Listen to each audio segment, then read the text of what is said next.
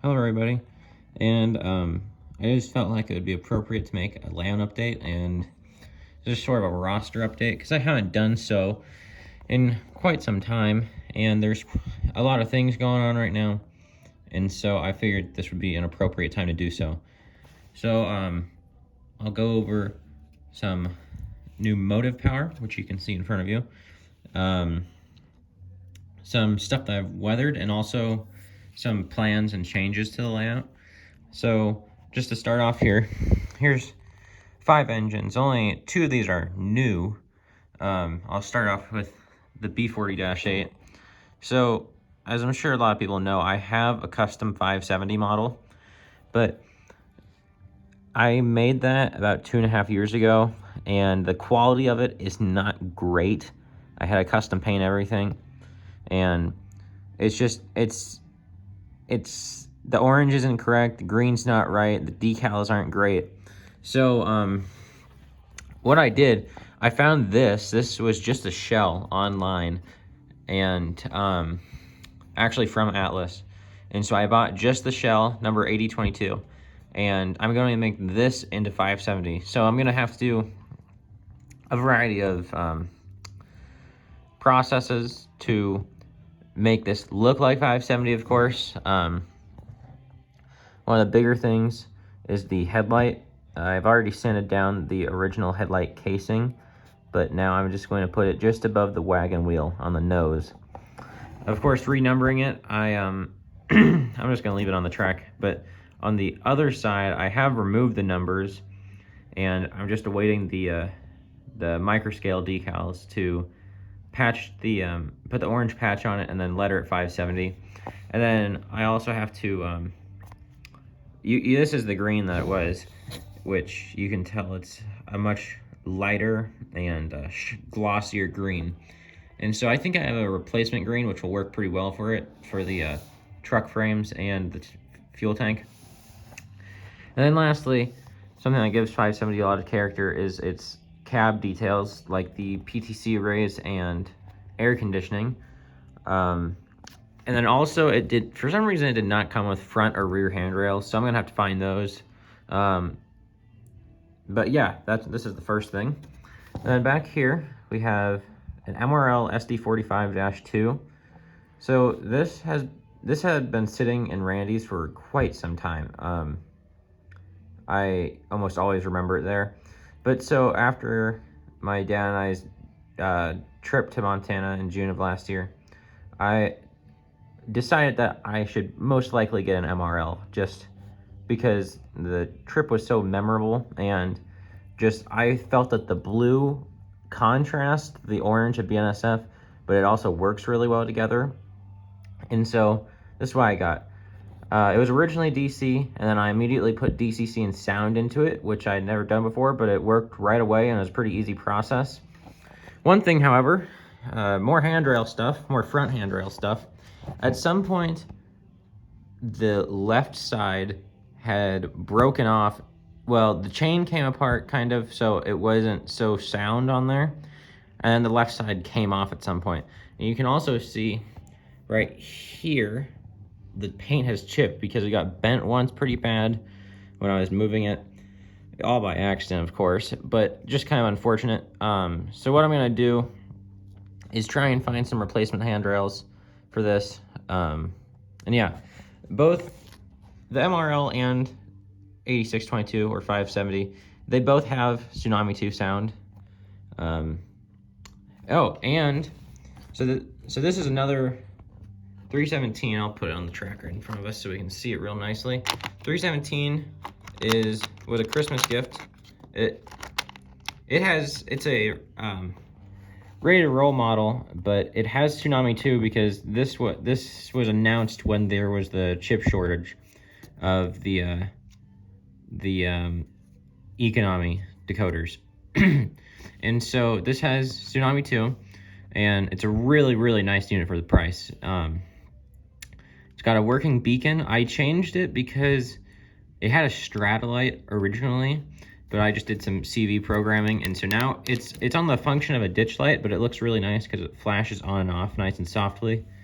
And And yeah, it does have a truck light down here, but it's really, really faint. I almost wish that they didn't put it, because then it just draws more current and electricity, and it's more prone to cut out sometimes. But yeah, it's a really great engine. So yeah, and then back here, this is not necessarily a new engine. I've had it since June of last year. Actually, I got it immediately after coming back from the MRL. But 3047, this is pretty much entirely a fantasy engine, because this locomotive never ran under BNSF. It was 3047 and a handful of the GP 40-2s were sold to Kansas City Southern, and they're still working on Kansas City Southern. I believe that they are like rebuilt into eco engines or something along those lines. But I did various things to modernize it. I did the safety striping along the bottom on the sill. I put Lincoln on it just for fun, as if it were the locomotive's original home base. And then the BNSF patch, of course, I patched over the Burlington Northern lettering and put that on. I kept the BN logo because I just thought it was too cool to cover up in this instance. And something that's kind of interesting that happened, you can sort of see it kind of shriveled up and got weird. I don't know how that happened. It was something when I was doing the microsole for the BNSF. But it's kind of cool because it looks like, you know, how paint kind of chips and fades over time. And then on the roof, I have some MacRail PTC arrays and air conditioning units. I could have done a much neater job with the glue, but once you're a little far back, it's pretty, you can hardly see it at all. And lastly, this is another engine that I've had for quite some time. I've had this for a long time, over a year and a few months. So you might notice how it looks all screwed up. Well, I'm gonna make this in 1958, which is one of the Lincolns that works between Lincoln and Denver a lot. It seems to be in McCook a lot lately. But yeah, this is another Lincoln unit. But what I did, I'm content with the patch over the rear numbers, because it looks pretty close to how 1522. I might have been saying the wrong number. 1958. All right, so yeah, I'm gonna make this into 1958. So yeah, the rear patch looks pretty good. I did this the same, and it looked pretty bad. And so what I ended up doing was basically stripping it off. I know it looks really, really bad now, and the movable windows don't help the look right now either.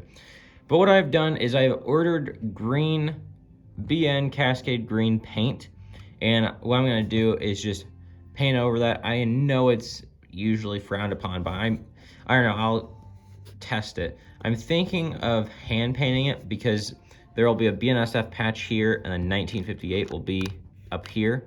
So yeah, same thing on the other side. The other side is not quite as bad. Yeah, see the other side,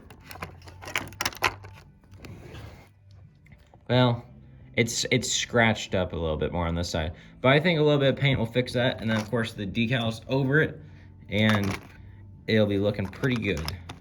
So now I suppose we can move on to weathered stuff, like rolling stuff. So this is one of my projects. This is not a real thing. This is all fictional.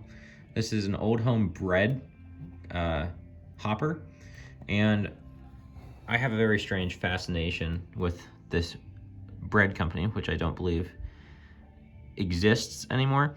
But as I'm sure most people know, C.W. McCall, who wrote the Silverton and many other famous songs, like Convoy, all that stuff. So he first started by making like bread commercial jingles for Old Home Bread, and they were from Sioux City, Iowa. There's a handful of these commercials for Old Home Bread that he wrote. I'll leave one in the description.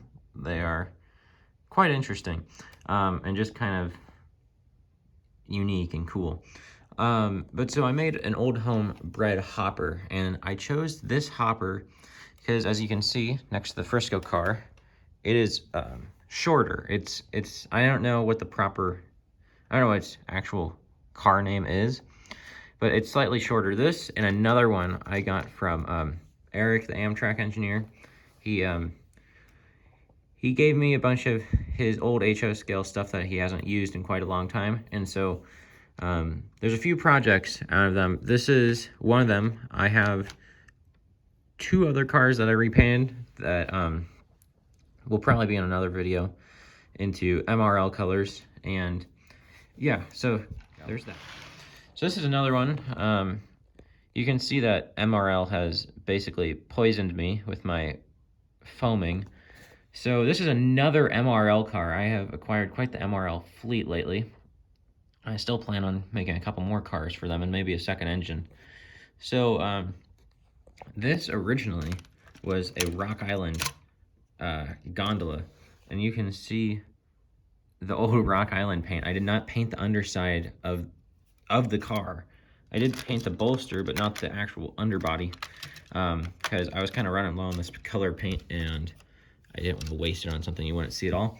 So there are many of these cars in real life. This is not based off of a particular one, and I do not believe the road number is correct, but I just picked out some numbers and put them on.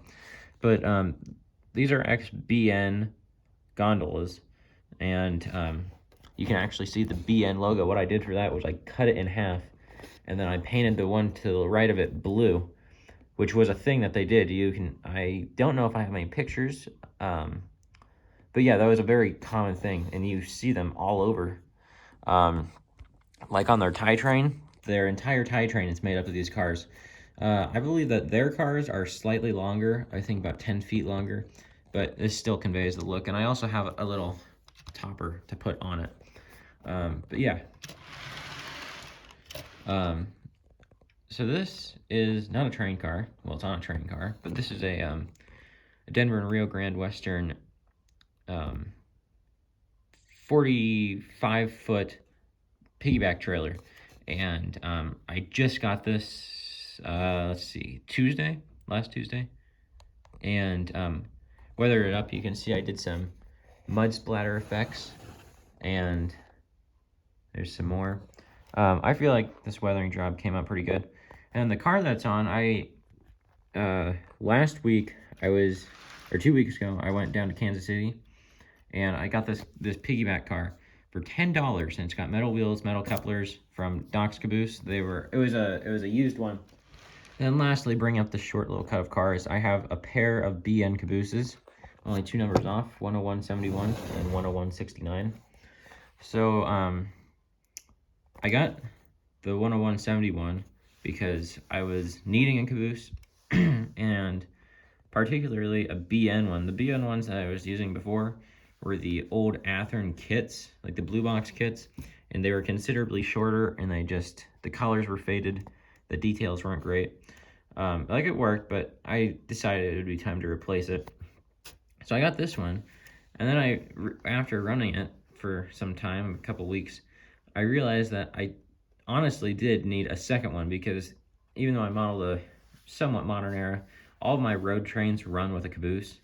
I just think that it looks better that way. And so then, just last week, or 2 weeks ago, I got the 10169, and yeah, basically the same. I still have to weather it. Again, it's not going to be quite as much as this one. So please excuse the mess in some areas, especially down there in the actual track section. But I made a community post about this. I suggest you read it because it has some information on it. But I basically ripped out the entire yard. The pieces of foam are still sitting behind me. I'm salvaging as much as I can off them, including most of the track. A lot of the track was from it. I had to strip it off all of its ballast and everything. It was quite the process, but it's been about 3 weeks, and it's looking like this so far, and I'm really satisfied with this. And this kind of leads me into my next point, that I'm planning on actually ripping up most of the layout, I'm thinking, and just rebuilding it to how it is, but with my updated scenery techniques and just ways of doing things. I want to make this as realistic and detailed as I can, but not necessarily prototype to Fort Collins, 100% freelance prototype sort of thing. Some new things I've added propane tank and a switch heater. This isn't technically a switch heater, but I'm saying it is. Actual working lights, which I'll show here in a minute. This is kind of a repeated scene. Oh, and I screwed it up.